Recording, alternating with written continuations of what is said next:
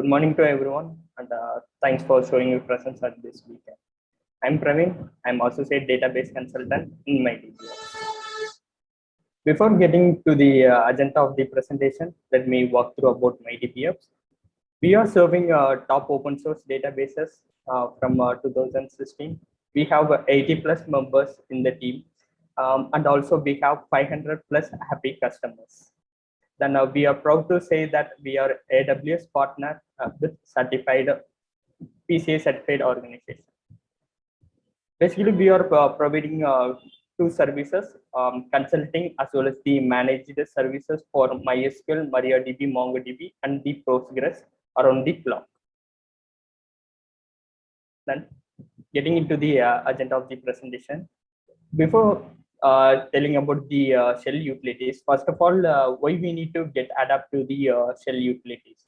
Because when going with the logical backup, the time consumption for taking and restoring will be high because it is a single threaded and it is a logical one.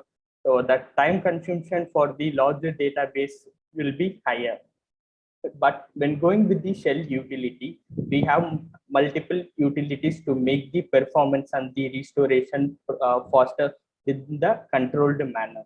So we will see about MySQL shell and their utilities, basically upgrade checker, table export, parallel import, then dump utility, dump loading, and JSON import utility. About MySQL shell.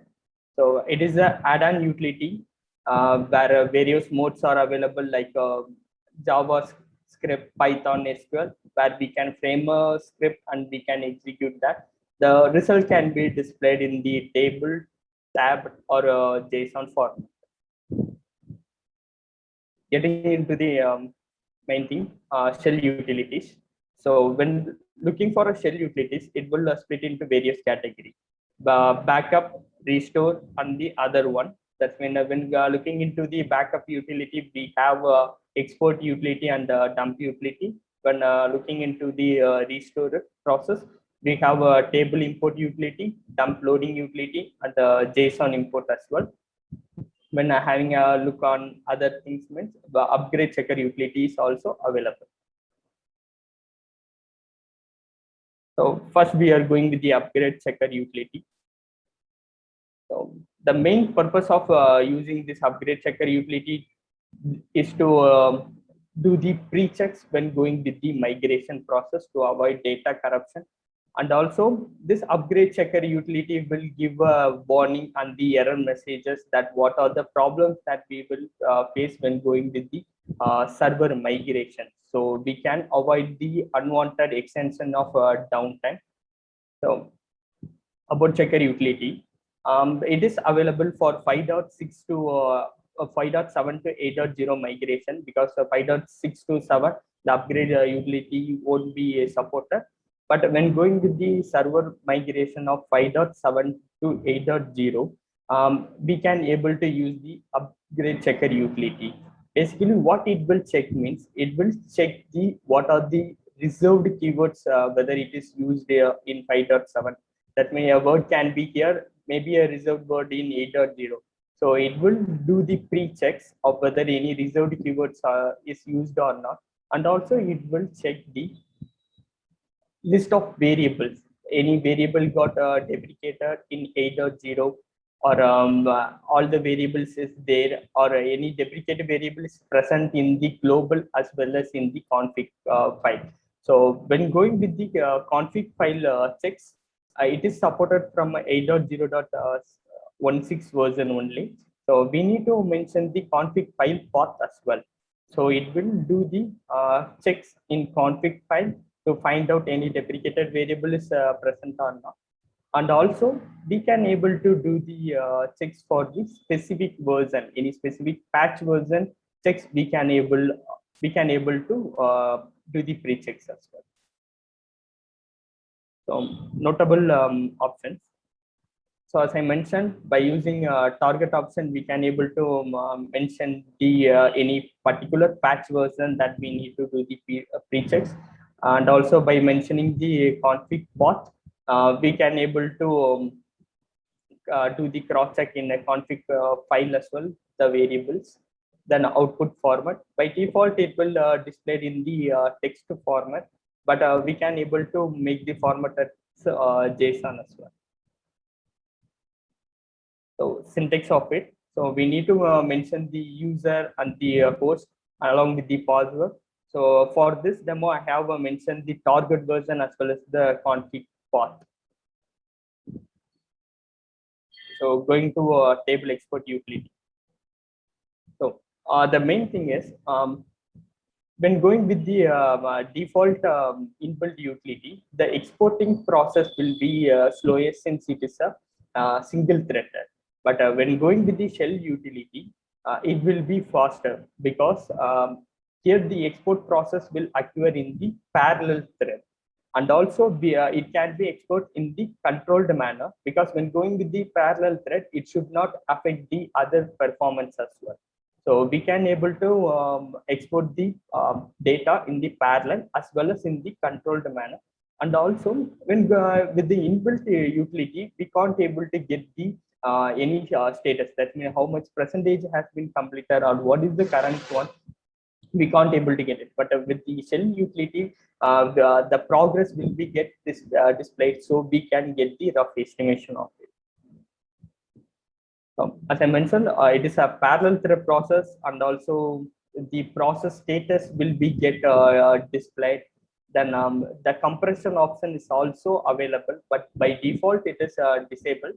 But we can able to do the compression method. We can the output can be in either CSV or TSV format. We can able to store it in local or in Oracle Cloud Infra. Then notable options are max rate. So as I mentioned, in a controlled manner, we can able to export the data. So it will determine how much bytes per second should be get transferred. So by mentioning a compression option, we can mention what type of compression method that we should be get used. So dia select is the export format, whether we need it in the CSV or TSV format. So syntax of it, we need to mention the database name and the table name along with the path where we need to be get stored.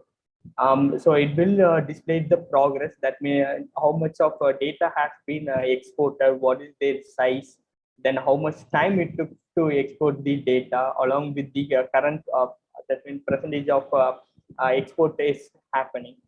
So at last, it will give the sample command to import the data back as well. Go to table import utility. So where with the export utility, we will export the data, whereas with the import utility, we will import the data with the multi-threader. And also here, we can do it in a controlled manner.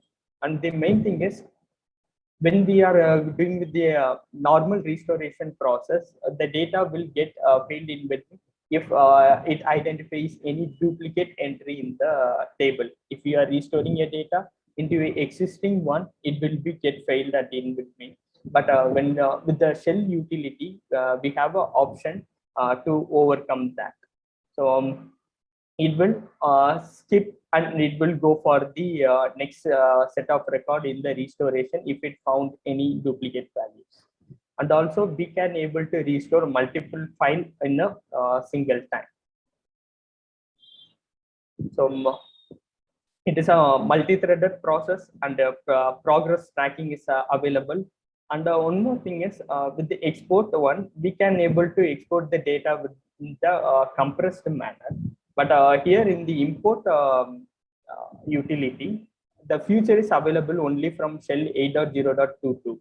That means if you need to restore the compressed data, means then the shell version should be greater than 8.0.22. Below the version will won't support of the restoration of compressed data. To avoid the duplicate entries, we have an option that will use to skip and proceed further to avoid the unwanted interruption. And also multiple files insertion can occur into a single file, but that also will be supported from shell version of 8.0.23. So notable options are threads, which indicates how much number of threads should be used to do the importing process to the server. So and also max rate. But that means referencing the how much number of bytes should be get inserted. By this, we can avoid the unwanted load causing to the server. If the activity is doing at the production time, we can do it in the controlled manner. Then, as I mentioned, the replicate duplicates. It will basically the default value is enabled, which means when your duplicate primary key or unique key has been identified, means it will skip and move on to the next set of record insertion. Then skip rows. So if we are taking a file with the CSV, means the column name will be mentioned at the top of it. So to avoid that data to be get inserted, we can skip the number of lines to be skipped from the beginning of the file. So here we need to mention the number of lines to be skipped while importing the data back. So syntax of it is first we need to mention the file path where we need to store. Then we need to mention the schema and the table name of duplicate entry. So basically, I have tested it. When trying to import the same data again into the same table, it just skipped the entry and it will display that how much of record has been skipped and it went processed. So this is the sample snapshot of it. Dumpy utility. So when looking into the dump utility, it will split into three categories: instance dump, schema dump, and the table dump. So instance dump is the taking a total complete instance dump with the multi-threader, where schema dump is only taking a particular schema as a whole dump, and the table dump is individual table export. So here also the it is a multi-threader to make the process faster. Then we can do the dry run before exporting. That means whether do you have any required privileges or not, what are the tables it is going to export, what are the database, how much tables and the database that we are going to export. All the details will be get displayed in the dry run. Then compatibility checks we can able to do, and also a default compression is enabled. Because of when going with the default compression, the storing data size will be get reduced. So when you are trying to move the data from one server to another server, means the time consumption will be also get reduced. So main notable requirements are the schema name or object should be in Latin 1 or a UTF. Then to ensure the data consistency, all the tables should have a InnoDB storage engine. Then when exporting the dump with in a group replication, we should make sure that primary key are present in the all the tables. So notable options. So as I mentioned, the dry run will give the basic information of what are the schemas and the tables that it is going to export. Then thread will indicate how much number of threads should be exposed, should be used to export the data. Max rate, as usual, it will mention the number of bytes, how much number of bytes should be taken per thread. Then consistent. When taking a backup, if you mention a consistent, but default it will be enabled, so it will occur a log and it will take a backup of it. So if you disable, means it will won't take a log. Chunking means at a target, at a host level, in the mentioned directory, it will split the table data into chunks of files. Instead of storing in a single file, it will split the chunks of file and store it in the host level. So compression, it is enabled in default format of ZSTD. So we can have the other compression method like gzip, and also if needed, we can disable it out as well. So going to the syntax. Then in instance dump, we need to just mention the directory. So it will give the rough estimation, that means how much things has been processed and how much of compressed data has been took, how much duration it has been taken to take the backup, and the number of schemas tables has been took. All the details will be get displayed. So schema dump, in this we need to mention the schema that we need to take the dump, and with the table dump we need to mention the schema name and also the table name. If it is a multiple table, means we need to mention it as a comma separate. Previously we see about the exporting the dump. Now we are going to see about how to import the dump back to the dump loading utility. Here also the importing process will be a multi-threaded. So the faster restoration will be there. And also when compared to default restoration, the index will be created and the data loading will be happen. So the restoration time will be larger because the data should be get entered, and also index should be get updated with that. So the stat updation and the data restoration will be happen. So the time duration will be high when going the default one. But with the dump loading utility, we have an option to disable the index creation while the data restoration, and it will be created post the restoration is done.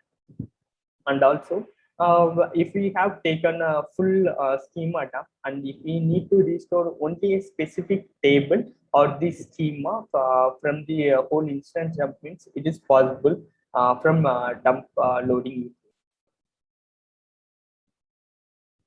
So with the loading utility, parallel thread is enabled from the shell version of 8.0.21, and also if needed, we can able to restore only the specific table from the instance dump. Then we can enable the analyze table, which will perform post the restoration is done. It will perform the analyze table for the particular table to get the stats updated. And also index creation, we can do it post the data restoration. Notable options. So threads and the background threads. Threads means that how much data should be used in MySQL for the data loading. Whereas background threads means that how much number of threads should be used at the host level to fetch the data for the restoration. So load index, it will indicate whether the index should be created at the target server or not. By default, it is enabled, so index creation will be there at the target. If you need only the table section and the dump, and you don't need the index, means we can disable this load index option. So default table index. So this is the option that I have told. That means to make the restoration process faster, the index creation we can enable at the end of restoration. Once the restoration is done, we can start creating the index for that. So the restoration process will be faster. So going to the syntax of it. So basically, I have tried with the total instance dump to restore only the specific database. So it is possible, and I have tried it as well. It have worked. So going to the JSON import utility. So when going with the migration process, or with the importer of JSON data to the MySQL, we can use the JSON import utility.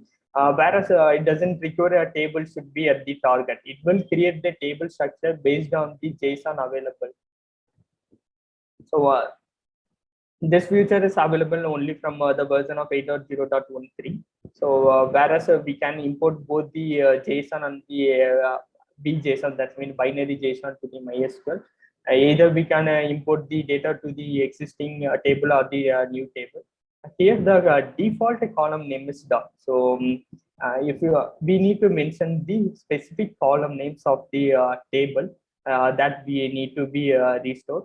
And auto conversion feature is also available, which means when restoring the data of a binary JSON, it will be auto converted to JSON format, and it will be get stored in the MySQL. So, but the shell version should greater than 8.0.14. Then a notable option that, as I mentioned, we need to mention the list of column names that we need to be restored. Then doing with the conversion, if you need a auto conversion, means convert BSON type is enabled default, which will do the auto conversion of the JSON to JSON. So syntax of it. Yeah, thanks everyone.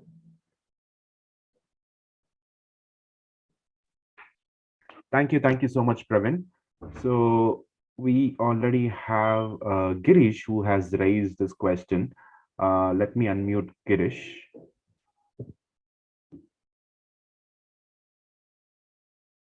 Hi, Girish. You can talk right now.